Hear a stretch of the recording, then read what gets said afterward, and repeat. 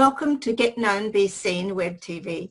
I'm Trish Springsteen, your host, and it's my absolute delight to bring to you every episode experts who share their expertise and knowledge and techniques on how to stand up and be seen. And also I bring to you those people who have just written a book, who've got a new product or service, and are taking those first great steps to showcase who they are and put themselves out there.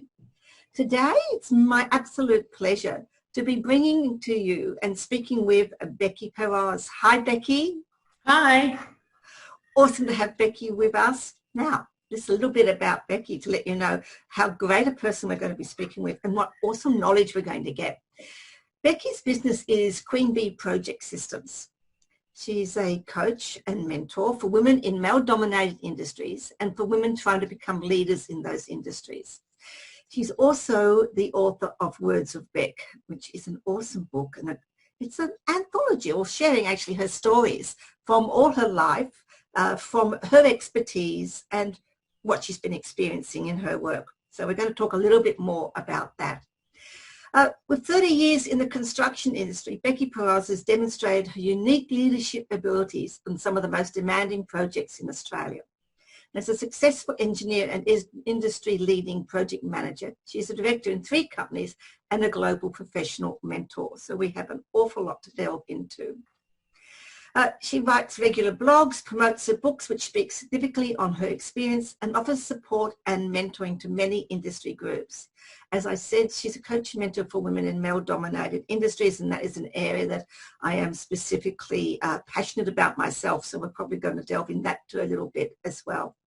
She's the winner of many awards, promotes confidence as her best accessory, and encourages women to step up and showcase their skills. Awesome to have you here with us, Becky. Thank you for having me, Trish. I always love these opportunities to share with other women.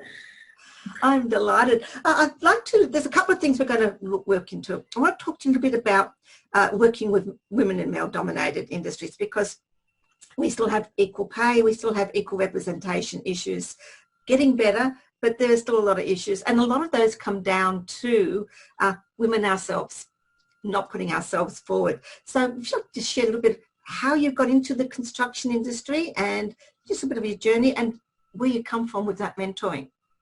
Sure. So it's always an interesting tale because I fell into it. So I was good at maths and science, and the careers back then for women doing that were in the science kind of realm, nursing, that sort of thing. So, but I wasn't terribly interested in that. I had a pretty dreadful upbringing, childhood, so I was kind of looking for the quickest, fastest and best way out. And I vaguely recall one of my criteria was, you know, what's the highest paying job that I can get with a university degree? That's what I want. So it wasn't so much about what I wanted to do as where I wanted to be. And my guidance counsellor at the time, either he was before his time or he'd sort of been given a mandate to help increase quotas back then, he threw me towards engineering. And like most people, everyone's like, oh, what does engineering involve?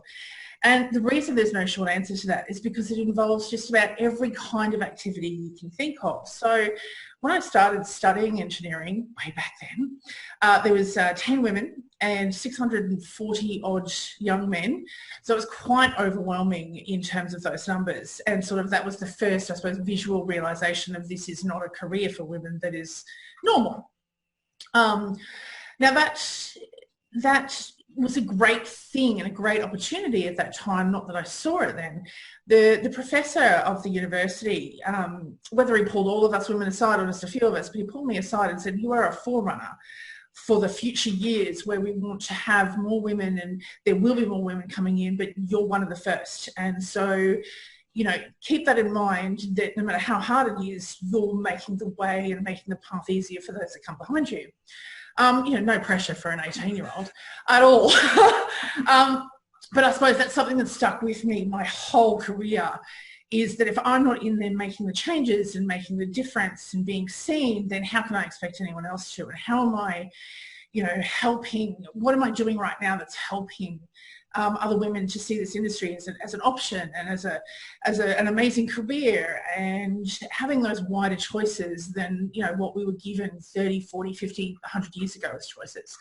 So that's something I suppose that's followed me through my career, which is why now I do a lot of coaching and mentoring. So I did my first coaching qualification 20 years ago, before it was kind of the thing it is now.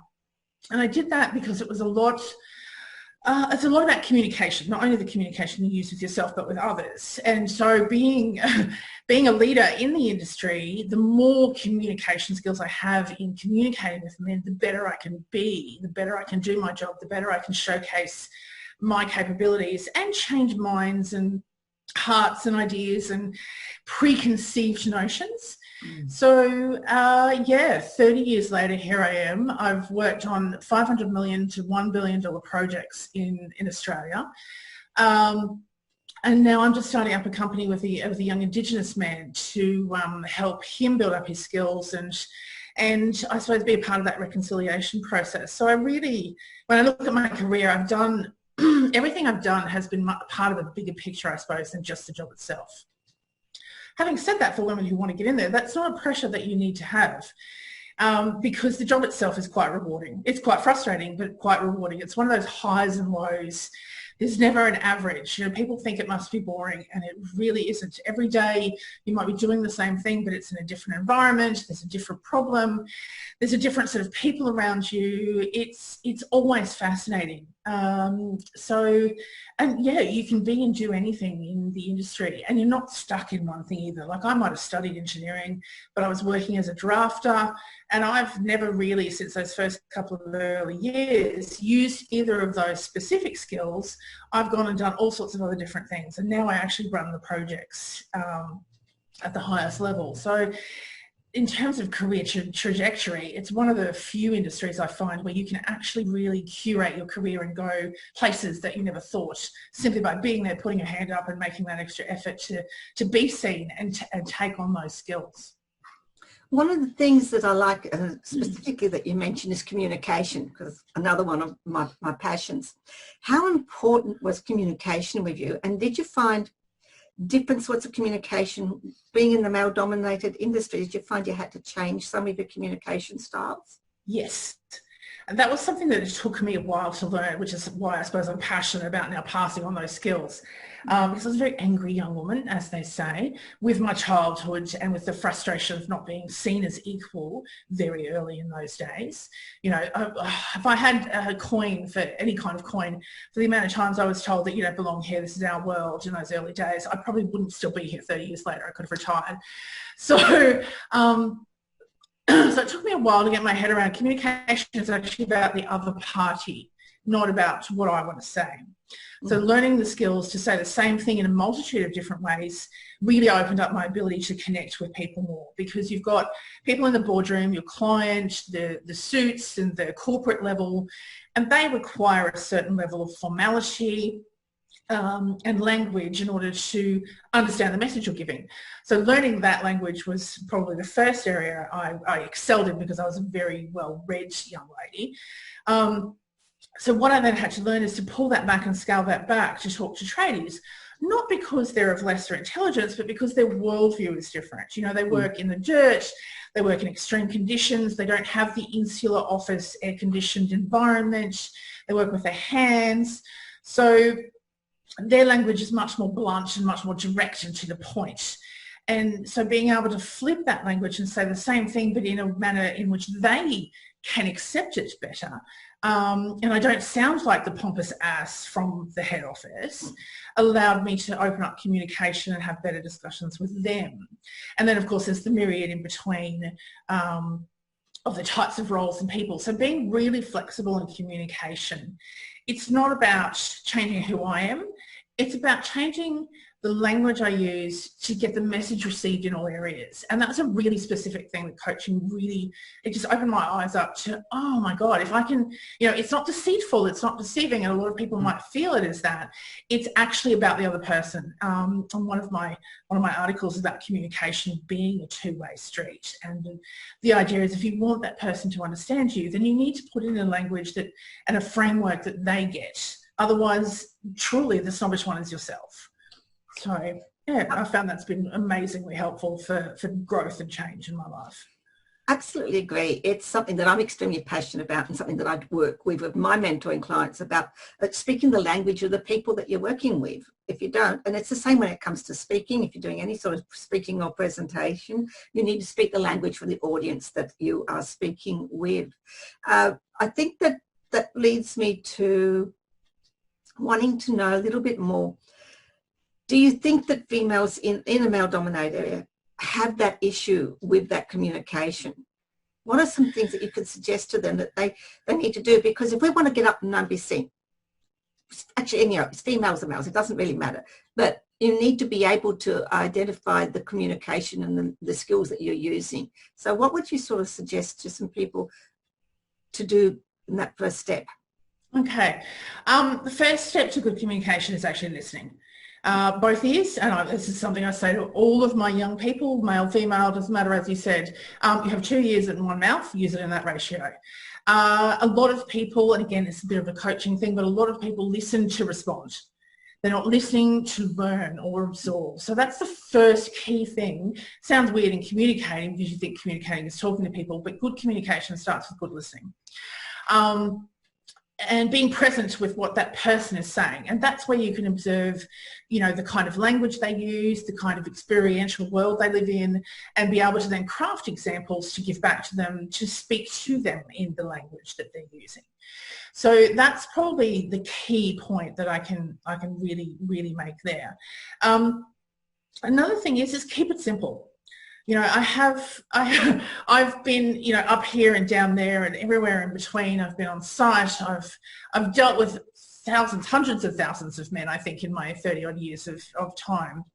And the one thing that I suppose I find with all of them is respect. They want to be known and they want to be respected and they want to be seen for the job they do. So if you allow that acknowledgement in the beginning of the communication, you then have the ability to demand and expect the same thing back. So going in and expecting myself to be respected first when they don't know who I am and what skills I have generally doesn't work. Particularly being female, particularly in some of the roles I've had, like I've done quality manager, which I tell people essentially is I get paid a lot of money to tell other people whether they've done the job right or not.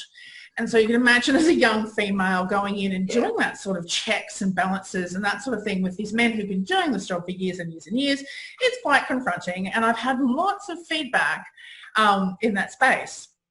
So the way of changing that is show interest in what they're doing, show respect for the job they have done. Whether they've done it right or wrong, there's a myriad of literature around how that works on a construction site and the right tools and the right time and the right framework and all the things.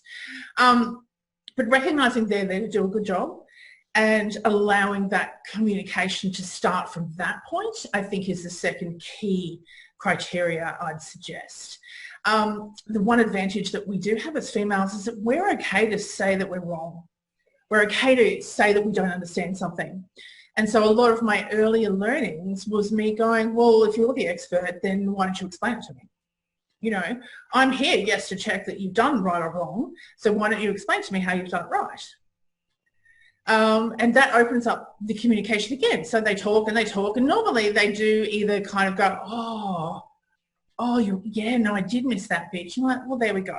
But I didn't make them wrong, which is a really, you know, we've all got egos. Excuse me. And that's kind of a big deal for men in the construction world, which is their world. And there's still that view somewhat out there with respect to communication to a young lady who's making them wrong. So as soon as I started that and kind of had those conversations about, I'm actually here to help you. I'm here to support you. If you can't do it right and you can just see that you haven't, what do you need to get it right the next time? Because that's what I can facilitate.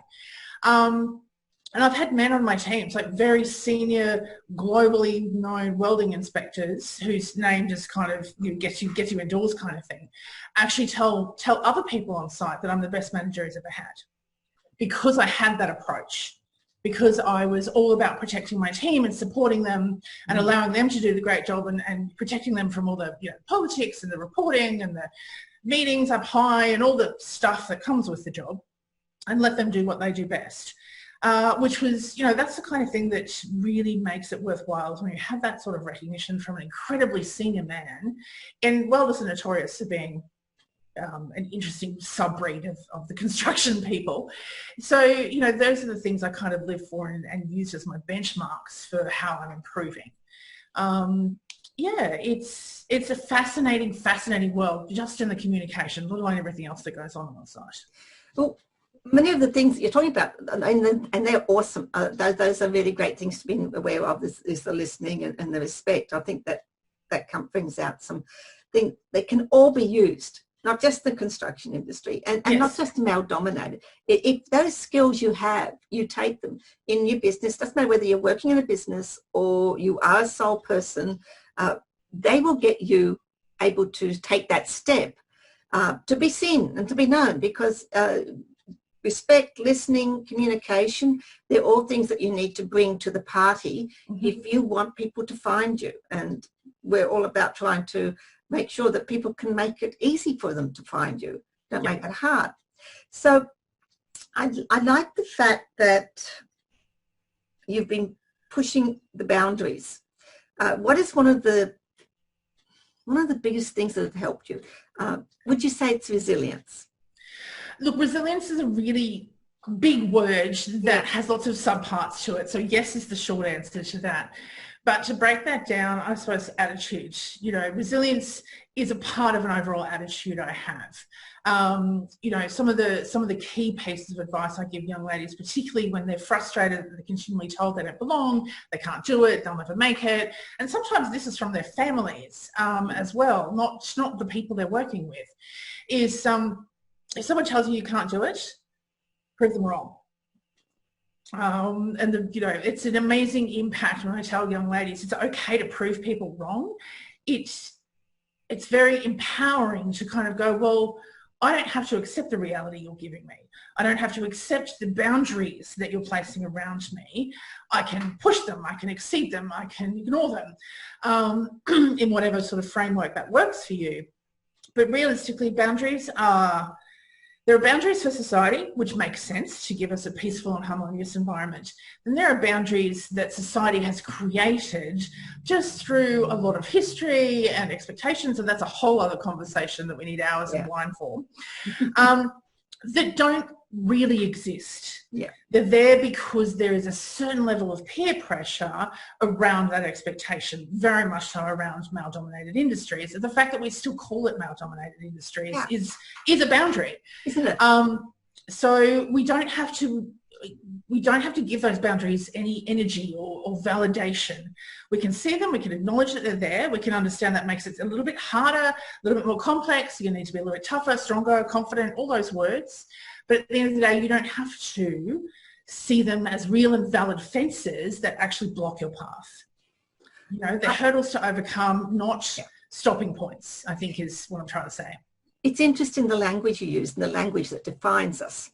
Because as you said, we're still saying male-dominated, and we're immediately giving emphasis and foundation by using those actual words.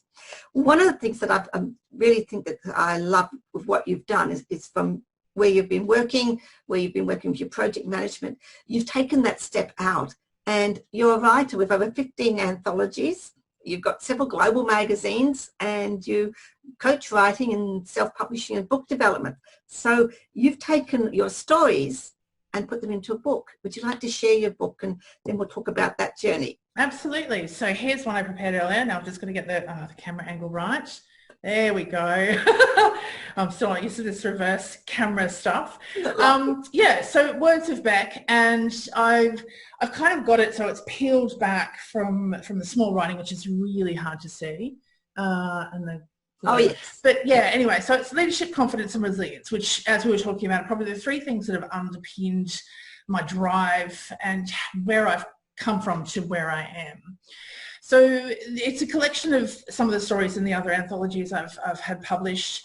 It's a collection of some magazine articles. There's a couple of speeches that I've made. I've sort of translated into text in there, and it's really, you know, it's a combination of how to coach yourself, so how to be your own mentor, because there's not a lot of mentors out there in the construction mining world. There's a lot more than there was, but there was none when I started. So I sort of wrote this book for the girl I used to be and didn't have. You know, a lot of one of my passions, I suppose, is a lot of self-help books out there. Start with the premise that you believe in yourself and then you grow on from there.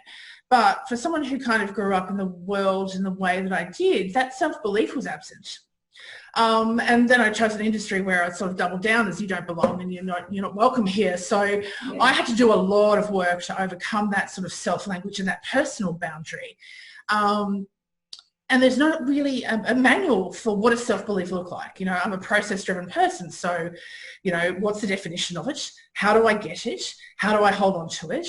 How do I sustain it? You know, all these things are not answered. They're sort of assumed in a lot of self-help books. So I wanted to really break down that process, which is what I've put into my book, and hopefully gives some groundwork in how to build a self-belief. Because without that, anything you build on top of it, like I'm an engineer, so without a good foundation, things crumble. So if you don't have that good foundation of real self-belief, that you are worthy, that you deserve it, that you are capable, and that you have all the skills you need in order to take these steps, and you can always go and find more skills and build on this stuff, but without that really solid foundation, you're not really ever doing anything but patch fixing yourself over your career. So I really wanted to give that sort of really basis, that deep basis of this is what self-belief looks like. And it looks like waking up every day and going, today I'm going to achieve.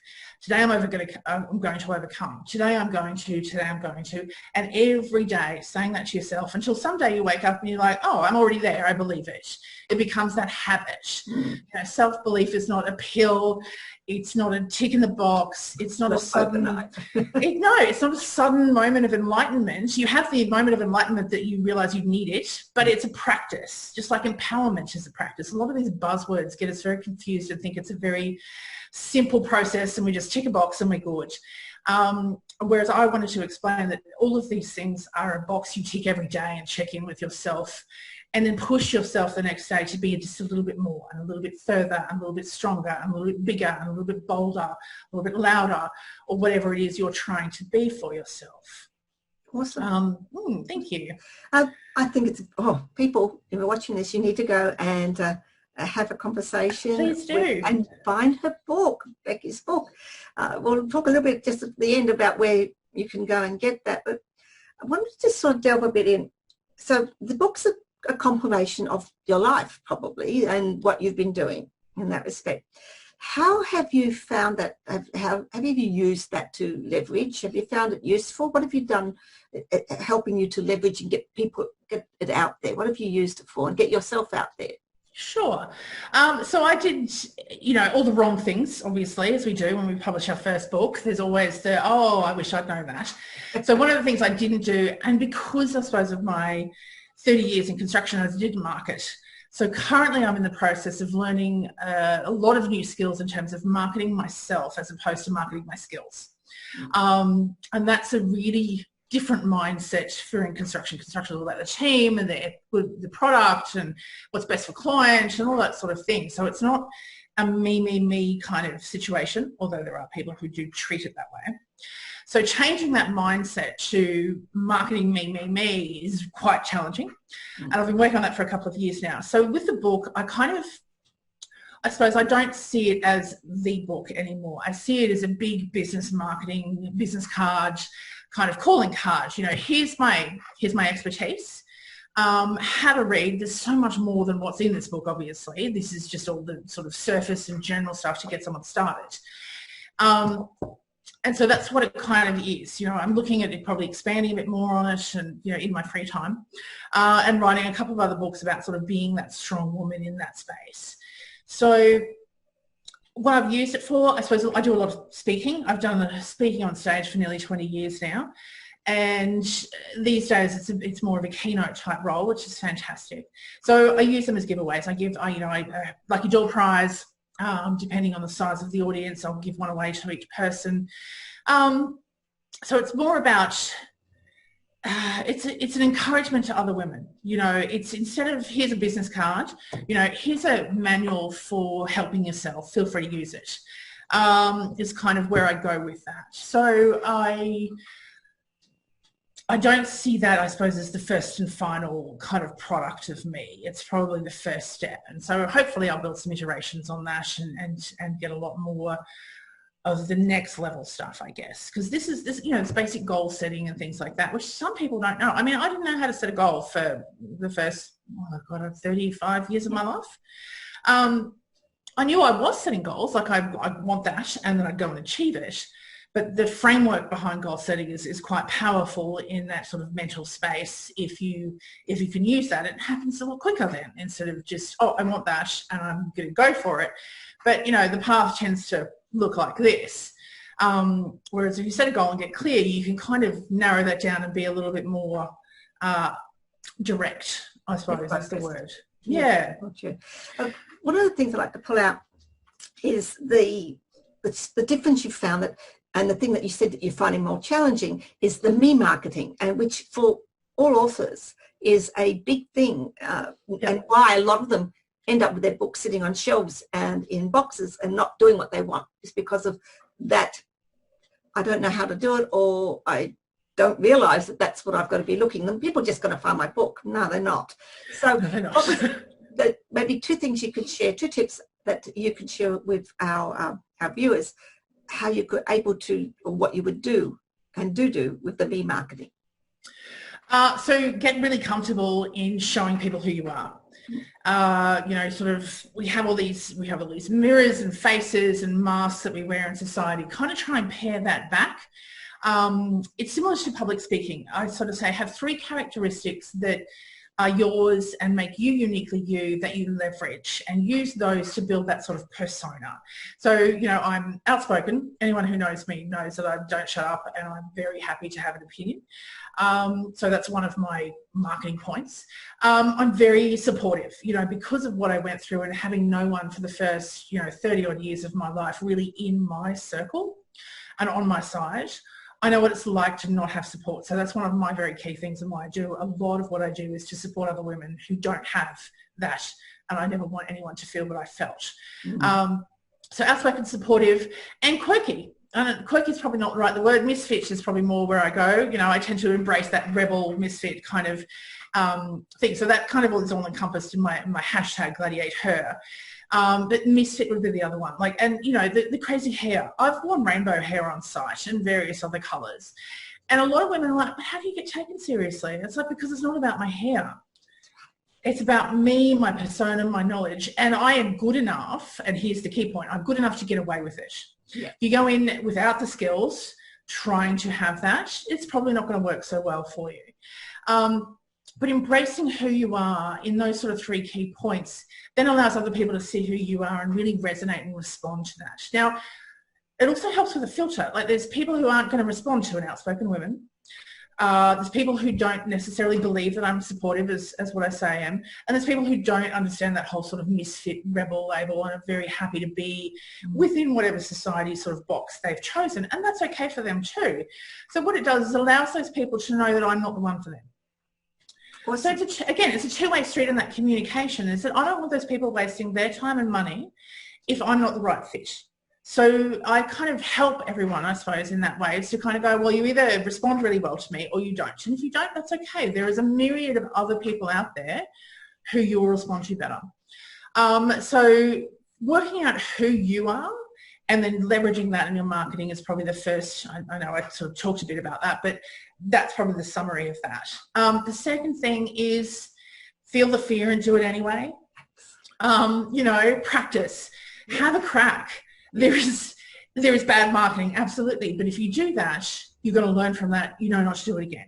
Read a lot, as we're writers, we're readers. So research a lot, do a lot of study, look at what other people are doing, figure out what works for you. There's this current marketing kind of process that it really grates me. And it's all about leveraging, particularly in the coaching world, is, oh, I see you have a problem. I used to have that problem. I now don't have that problem. Pay me money to help you fix your problem. And I find that really hard for me because I'm not focused on problems. And I don't want to be focused on problems. I want people to kind of like, I'm not where I want to be yet, and I'd like to get there. I'm the person for you. If you've already got some success, but you aren't, you're at this level and you want to be at this level, then I'm the person for you. I'm all about future focus and support and positivity rather than the problem itself. So be really clear on what it is you want to give to people and use that genuineness in your marketing because it shows. Because how many ads do we get bombarded by on Facebook? You sneeze and the minute, the next minute there's tissues for you. So what I'm trying to say is if you use that, the people who need to see you will see you. Absolutely. The people you want to reach will find you because they're looking in that space. So, and we all know that those algorithms are so perfectly targeted. I wear boots, I have purple hair, and I love dogs. So I couldn't believe it. There was one day there was a set of boots that had purple on them and Rhodesian Ridgebacks, which I own, come up in the marketing space. I'm like, that stuff is specific. Now, I hadn't searched on any of those things, but I'd use all of those words in all of my posts when we all know the algorithms are watching. So what I'm trying to say is if you do your marketing and you allow that space to happen and you keep putting it out there, the people who are looking for exactly what you're doing, they'll find you because Facebook and the algorithms allow that. So work with the algorithms, I think is, another really key point. And there's another conversation there because algorithms are fun. Yeah. But the genuineness of you is what people are looking for. So don't be afraid to let people see who you are and the space you want to be in. Awesome. Look, thank you, Becky. We could go on, as we were saying before we came on, that we could speak for ages. Look, I think those three things that you have just shared, which it probably sums up where you've been in your life and what you were doing with those books. And that's, the marketing bit, knowing who you are, being genuine, and just getting out there and focusing on what you want to do. That courage bit, that's the biggest thing. I call it 60 seconds of insane courage, to really own who you are and say, look, here I am. This is what I've done in my life. And it's not always easy. Now, just before we go, your book again, if you could just share that with us, please. Oh, there we go. There we go. Words of Bek. There we go. Words of Bek. And where can they get that? Where can they get in touch with you, Becky? Okay, so that's on Amazon as an ebook. It's also available on Smashwords, which is another ebook platform. If you go to my website, www.wordsofbek.com.au, you can order a print copy of me, or there'll be links to those other places for you to purchase the ebook. Awesome. And there'll be those links will be below the video, so you can see those. Look, we've been listening and speaking with Becky. Becky Paroz, who is, I would say, the best person to talk to about mentoring in male-dominated words, about how to communicate and speak, and sharing through her book, Words of Bek, how to just get out there, take everything you are and use it to connect with the people that you need to connect with. You've been watching, thank you so much, Becky, for being with us. Welcome, thank you. Enjoyed it. You've been watching Get Known, Be Seen Web TV with your host, Trish Springsteen. I'm a creative business consultant, Australia's leading expert in empowering introverts.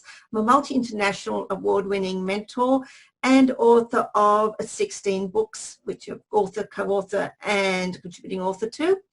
Most importantly, I'm here sharing with you as host of Get Known, Be Seen Web TV, experts who show you how to get known, be seen, and those who want to step up and take that courage and say, here, me, and do some me marketing.